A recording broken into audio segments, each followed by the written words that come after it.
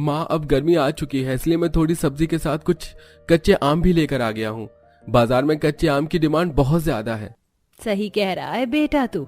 एक आधी ग्राहक मेरे भी पास आए थे और बहू गर्भवती है, कुछ कच्चा आम घर में रहेंगे तो बहू भी खा लेगी। क्यों बहू?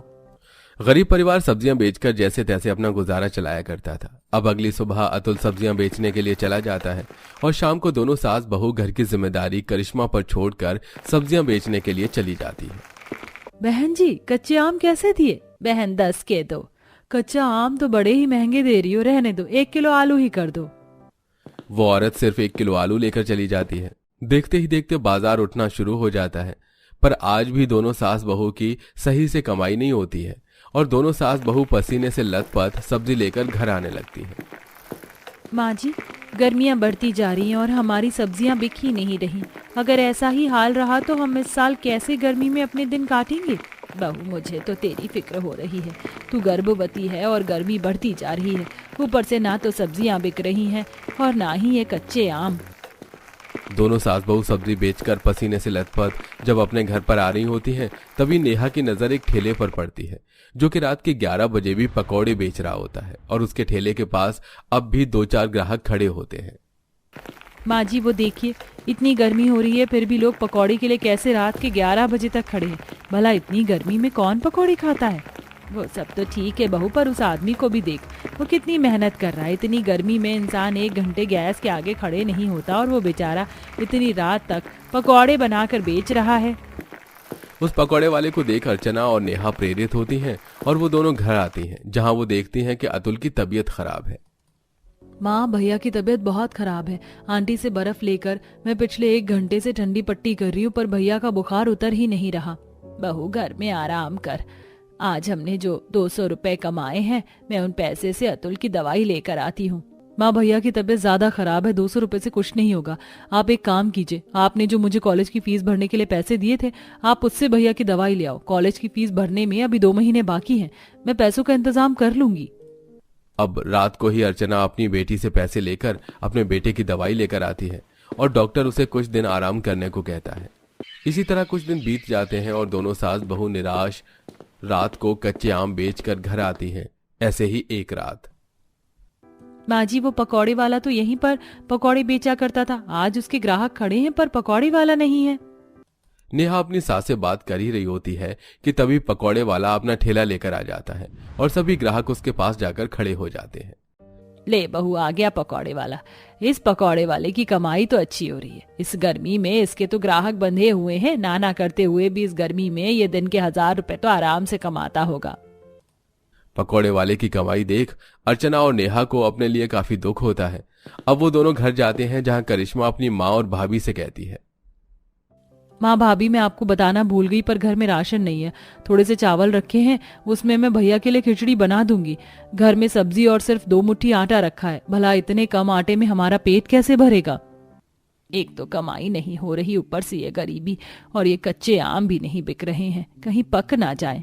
माँ जी, घर में थोड़ा सा बेसन रखा है, मैं एक काम करती हूँ, आज मैं इन कच्चे आम के ही पकौड़े बना देती हूँ। हम वही खाकर अपना पेट भर लेंगे और ऐसे में आम भी खराब नहीं होंगे और ना ही हम भूखे सोएंगे।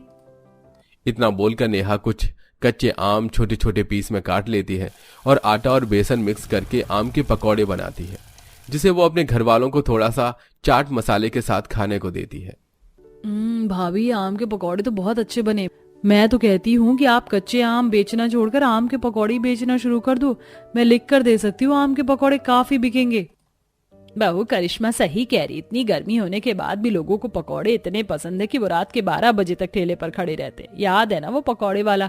अगर हम कुछ नया ट्राई करेंगे तो हमारी भी कमाई होने की उम्मीद बढ़ जाएगी। अब क्या था, अगले ही दिन अर्चना अपनी किसी पड़ोसी से कुछ पैसे उधार लेती है और पकौड़े बनाने के लिए बेसन, नमक, तेल आदि सामान खरीद कर ले आती है और अगली शाम को अपनी बहू के साथ बाजार में आम के पकौड़े बेचने के लिए जाती है। अरे बहन, तुम तो सब्जी बेचती थी ना, आज आम के साथ पकौड़े कैसे बेच रही हो? दोनों काम शुरू कर दिया क्या? आंटी, इतनी गर्मी हो रही है कि दिमाग नहीं चल रहा, इसलिए हमने अपने काम को मिक्स कर लिया है। हम सब्जी नहीं बल्कि कच्चे आम के पकौड़े बेच रहे हैं। एक बार खाकर देखिए। क्या? कच्चे आम के पकौड़े? भला कच्चे आम के पकौड़े कौन खाता है? कैसे लगेंगे ये खाने में? खैर, जरा 10 रुपए के देना, मैं अभी चखूं आम के पकौड़े। उस औरत के कहने पर नेहा जल्दी से कुछ आम काटती है और उसे बेसन में लपेट कर गर्म तेल में डाल देती है, जिसे अर्चना छानती है और उस पर चाट मसाला डालकर उस औरत को खाने को देती है। अरे बहन, तुम तो सही कह रही थी, आम के पकौड़े तो सच में लाजवाब बने हैं। खट्टे पकौड़े खाकर मजा ही आ गया। ये लो 10 रुपए और 50 रुपए के पैक कर दो, अपनी गर्भवती बहू को खिलाऊंगी, खुश हो जाएगी। अपने पहले ही ग्राहक के मुंह से तारीफ को सुनकर दोनों ही सास बहू को बहुत अच्छा लगता है। अब वो अगले दिन सुबह ही अपना पकौड़े का ठेला लगा लेती हैं, तो वहीं अतुल भी सब्जी बेचने के लिए जाता है। बहू, बहुत धूप हो रही है, गर्मी भी बहुत ज्यादा है और तू गर्भवती है, काम कर, पेड़ के नीचे जाकर बैठ जा, पकौड़े मैं बेच लूंगी। अर्चना के बोलने पर जैसे ही नेहा आराम करने के लिए छांव में जाकर बैठती है, तभी स्कूल के बच्चे वहां आ जाते हैं। किसी के हाथ में 1 रुपया होता है तो किसी के हाथ में 5 रुपया। आंटी, पहले मुझे 1 रुपए के पकौड़े दे दो ना। पहले मैं आया हूँ, मैं लूंगा, और 1 रुपए के पकौड़े नहीं मिलते। आंटी, मुझे भी कच्चे आम के पकौड़े खाने, मेरे पास 5 रुपए हैं, क्या 5 रुपए में एक आम का पकौड़ा मिलेगा? माँ जी, ग्राहक भगवान का रूप होते हैं और ये मासूम बच्चे हैं।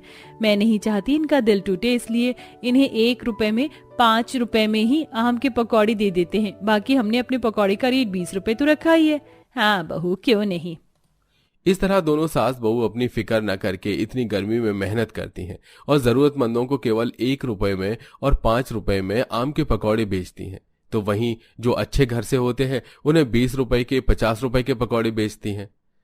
आज दूसरे ही दिन दोनों सास बहू की अच्छी कमाई होती है और वो घर जाकर हिसाब करती हैं। बहू, सब्जी से ज्यादा मुनाफा हुआ है। अरे करिश्मा, लगता है तेरी कॉलेज की फीस डेट खत्म होने से पहले माँ और नेहा पैसे जोड़ लेंगी। इसके लिए अभी हमें और मेहनत करनी है। गर्भवती होने के बाद भी नेहा हार नहीं मानती और इसी तरह अपनी सास के साथ सुबह से शाम तक धूप में खड़ी होकर गर्मी से परेशान आम के पकौड़े बेचती है।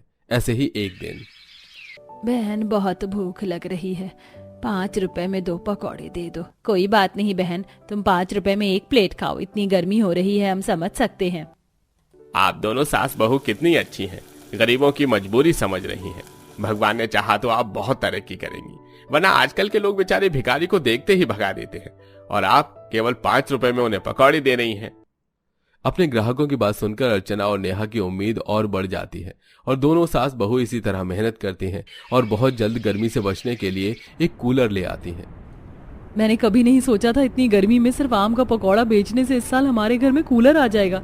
भाभी देखना, आपकी डिलीवरी हॉस्पिटल में होगी। जैसे जैसे समय गुजरता है उनकी आर्थिक स्थिति बेहतर होने लगती है।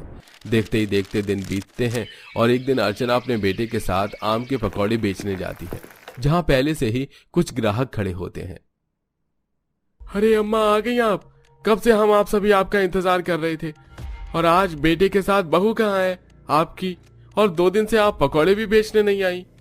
बहू की डिलीवरी हुई है, हमारे घर लक्ष्मी आई है, वो अस्पताल में है, मेरी बेटी उसकी देखरेख कर रही है, इसलिए आज अपने बेटे के साथ यहाँ आ गए। ये सब आप लोगों की ही दुआ है।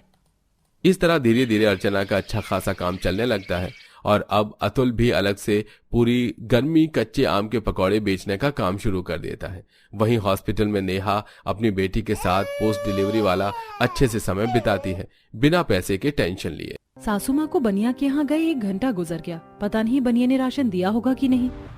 तब तक समय क्यों व्यर्थ करना, मैं चावल का पानी चढ़ा देती हूँ। कविता जैसे ही बर्तन से पतीला उठाती है तो पेंदी में छेद देखकर परेशानी से बोलती है, हे भगवान, इस पतीले का पेंदी तो पूरी तरह से फूट गया, अब चावल किस में बनेगा। हमारे घर में लगभग सारे बर्तन ही टूटे फूटे हुए हैं, एक भी बर्तन ठीक ढंग के नहीं है कि खाना पका ले। तभी थैली में आधा किलो चावल और थोड़ा सा दाल लेकर गरीब देवकी भीतर आती है। अरे बहुओं, ये लो चावल दाल ले आई हूँ, पका लो। मगर माँ जी, भगोना तो फूट गया, बनाए किसमें। माँ जी, हमारी रसोई के लिए एक नया भगोना और कढ़ाई खरीदने की जरूरत है। आस्था बहू, तुम तो घर की तंगी देख रही हो, राशन भी उधारी पर लाई हूँ, बर्तन कहाँ से खरीद के लाऊं। भगवान ने मुझे 5-5 बेटा दिया, लेकिन सुख किसी एक से भी नहीं। शीला बहन को बोला है, इस बार कहीं कोठी में रोटी बनाने का काम मिलेगा तो लग जाऊंगी। ये सुनते ही 5 बहुएं दुखी हो जाती हैं और सुधा कहती है, माँ जी, 5-5 बहुओं के रहते आप कोठी में रोटी बनाने जाएंगी, ये हमें गंवारा नहीं। हमने तय किया है हम 5 गृहस्थी के साथ बाहर जाकर नौकरी करेंगी, फिर आप केवल बैठकर पेट भरकर खाना। हाँ, मगर पहले इस टूटे पतीले का जुगाड़ तो लगाना होगा। तभी एकदम से कविता को एक जुगाड़ आता है। वह पतीले पर मिट्टी की मोटी परत चढ़ाकर सुखा देती है। लो, लग गया जुगाड़। अब चावल बनाने में कोई दिक्कत परेशानी नहीं होगी। अरे क्या बात है मेरी जुगाड़ू देवरानी, क्या बढ़िया दिमाग लगाया है। अब तो पतीले पर अंगीठी की कालिक भी नहीं चढ़ेगी। देवकी बहुत ही गरीब थी। भरी जवानी में पति के देहांत के बाद किसी तरह अपने 5 बेटों को पाल पोस कर उसने बड़ा किया और पढ़ने लिखाने की कोशिश की, लेकिन जुए की लत लग जाने के चलते उसने उनकी शादी करवा दी। लेकिन फिर भी कोई सुधार नहीं आया। किसी तरह 5 जुगाड़ बहुएं गृहस्थी चला रही थी। कविता, अरे ओ कविता, जल्दी से खाना लिया, पेट में चूहे दौड़ रहे हैं। कविता डरते डरते खाना परोसती है। तभी टूटी बर्तन में खाना देने के चलते वो बड़बड़ाना चालू कर देता है। अरे ओ जाहिल लुगाई, आज फिर तूने मुझे टूटे बर्तन में खाना दिया है। घर में बर्तन नहीं है क्या? कविता बहू, एक काम कर, थाली उठाकर ले जा। और तुम लोग कोई मेहनत मजदूरी करके नहीं आ रहे, दिन भर जुआ खेल कर आ रहे हो। गनीमत मनाओ कि उसके बावजूद भी तुम्हारी बीवियां परोस कर खाना दे रही हैं। तभी एकदम से कमजोर कच्ची छत से बहुत सारी मिट्टी झड़ जाती है, जिससे प्रीतम बौखला कर थाली पटक देता है। पड़ गया खाने में कंकर पत्थर, अब तो पड़ गई तुम्हारी कलेजे को ठंडक। अम्मा लो खाओ। माँ, मेरा पाँव। ओह माँ जी, आप ठीक तो हैं? मेरे कर्म में बेटों के हाथों बेइज्जत होना लिखा है। बड़ी जवानी में पति का देहांत होने के बाद अपना पेट काट कर मैंने इनका पेट भर। उम्मीद लगाई थी कि सारी उम्र तो दुख सहते हुए निकल गई, तो बुढ़ापे में जाकर बेटे से सुख होगा, मगर अब तो जी करता है कि धरती में गड़ जाऊं। देवकी को इस कदर फूट फूट कर रोता देखकर लखन पछताते हुए चुप कर आता है। अम्मा, हमको माफ कर दो अम्मा, हम तुमसे वादा करते हैं, अब हम सब भाई जुआ नहीं खेलेंगे बल्कि कमाएंगे। हम परदेश जाकर कमाएंगे और पक्का घर बनाने लायक पैसे जोड़कर ही लौटेंगे माँ। अगले दिन 5 भाई ट्रेन से शहर रवाना हो जाते हैं 1 महीने बाद। आज तो रसोई में एक दाना नहीं है। कल तो जुगाड़ लगाकर पेट भर लिया था। कितने दिन पड़ोसियों के आगे हाथ फैलाएंगे? क्यों ना हम कहीं काम ढूंढ ले। गौरी, हमारी पड़ोसन बबीता बर्तन बनाने की फैक्ट्री में काम करती है, उससे बात करते हैं। 5 बबीता के पास आती हैं, जिसकी रसोई नए बर्तन से किसी हीरे की तरह चमचमा रही थी। अरे गौरी, आस्था, कविता, रजनी, सुधा, तुम 5 मेरे घर बैठो, चाय बनाऊं? नहीं, वो दरअसल बबीता बहन, हमारे घर की हालत बहुत खराब है। तुम जिस बर्तन की फैक्ट्री में काम करती हो, हमें काम मिल जाएगा क्या वहाँ? और ये मेहनत करने वालों के लिए तो काम ही काम है। मैं बस काम पर ही निकल रही हूँ, चलो चलकर बात कर लेना। 5 बहुएं बर्तन की फैक्ट्री में आकर मालिक से बातचीत करती हैं। देखो बेटी, काम तो मैं तुम 5 को दे दूंगा, लेकिन दिहाड़ी 100 रुपए होगी। अगर तुम्हें मंजूर है तो काम शुरू कर दो। 5 भूखे प्यासे कड़ा संघर्ष करके स्टील के चादर को पीट पीट कर बर्तन का ढांचा बनाती हैं। कुछ घंटे बाद उन्हें काम के बदले दिहाड़ी मिल जाती है। तभी कविता की नजर एक तरफ रखे हुए बर्तनों पर जाती है। सेठ जी, ये बर्तन ऐसे क्यों फेंका हुआ है? काम के नहीं है क्या? नहीं, ये बर्तन किसी काम के नहीं। जिस बर्तन का ढांचा बिगड़ जाता है वो ऐसा ही पड़ा रहता है। बेफिजूल का भंगार जमा है फैक्ट्री में, कल कबाड़ी वाले को बेच देंगे। उन नए बर्तनों को देखकर सुधा के दिमाग की बत्ती जलती है। सेठ, आप ये बर्तन भंगार वालों को भी बेचेंगे तो स्टील के भाव बिकेगा। हमें दे दीजिए, चाहे तो दिहाड़ी में से काट लीजिए। अरे अरे बिटिया, तुम ले जाओ ऐसे ही। फिर 5 जुगाड़ू बहू सारे बर्तन बोरी में डालकर ले आती हैं, जिससे आस्था रजनी कहती हैं, जेठानी जी, ये सारे बर्तन तो पचके हुए हैं, इन्हें खरीदने का क्या लाभ हुआ? रजनी, ये स्टील के बर्तन सस्ते में नहीं आते। जब से महंगाई बढ़ी है, बर्तन भी महंगे हो गए। हम 5 जुगाड़ू बहुएं इन बर्तनों को पिलास से सीधा करके इस्तेमाल कर लेंगे। फिर 5 जुगाड़ बहुएं उन बर्तनों को सीधा करने लगती हैं। तभी घर की दीवारों से मिट्टी झड़ने लगती है। अरे बहुओं, तुम सब आखिरकार क्या कर रही हो? देखो दीवारों से कितनी मिट्टी निकल रही है और छप्पर भी हिल रहा है। घड़ा न टूट जाए। नहीं टूटेगा माँ जी, चिंता मत कीजिए। फिर 5 उन बेकार बर्तनों को सीधा करके छोटी सी रसोई में सजा देती हैं। देखो, ये सारे बर्तन सजने के बाद रसोई कितनी सुंदर लग रही है ना? पर तुम लोगों को पता है अमीर लोगों के घरों में कितनी फर्स्ट क्लास रसोई होती है और बर्तन भी बढ़िया सजे होते हैं। गौरी, कविता, हमें कभी दूसरों से अपनी तुलना नहीं करनी। भगवान ने हमें कभी भूखा तो नहीं रखा। सुधा ऐसा कहकर सबको दिलासा देती है। इसी तरह सिलसिला जारी था। पांचों सारा दिन बर्तन की फैक्ट्री में काम करती और टूटे फूटे बर्तन लाकर घर में जमा करती हैं। धीरे धीरे कर उनकी दीवार और छत से मिट्टी झड़कर पूरी तरह कमजोर हो जाती है और आखिरकार तूफान में उनका घर उजड़ जाता है। ये भगवान, ये मिट्टी का घर ही तो हम गरीब सास बहू के रहने का इकलौता सहारा था, तूने वो भी छीन लिया।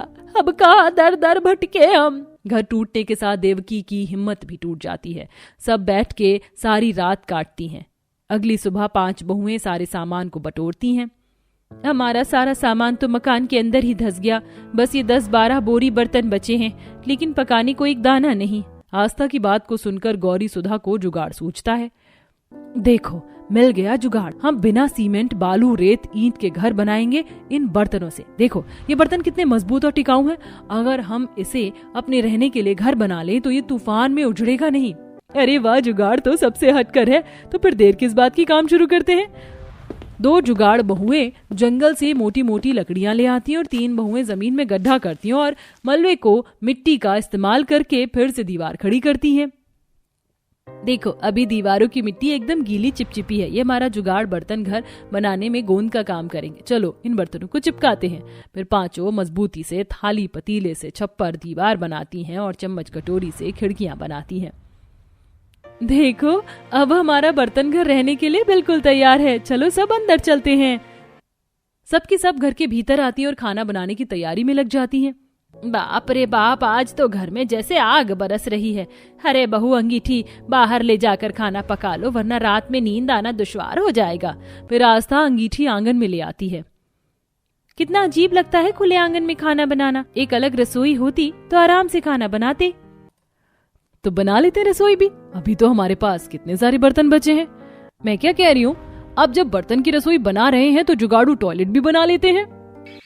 अगले दिन पांचों दोबारा काम चालू करते हैं और 3 बहू मिलकर बर्तनों से बहुत ही खूबसूरत छोटी सी रसोई बनाती हैं और 2 बहू जमीन में हौंद खोद कर टॉयलेट बना लेती हैं, जिसकी दीवार मजबूत बर्तनों की थी। देखो, अब हमारा बर्तनों का ससुराल बन गया। अब हमें घर टूटने की चिंता नहीं सताएगी और टॉयलेट रसोई की झिक-झिक भी खत्म हो गई। उस दिन पांचों बहुएं बर्तन के अनोखे रसोई में खाना बनाकर अपने बर्तन वाले घर में हंसी खुशी खाती हैं और सुकून भरी नींद सोती हैं।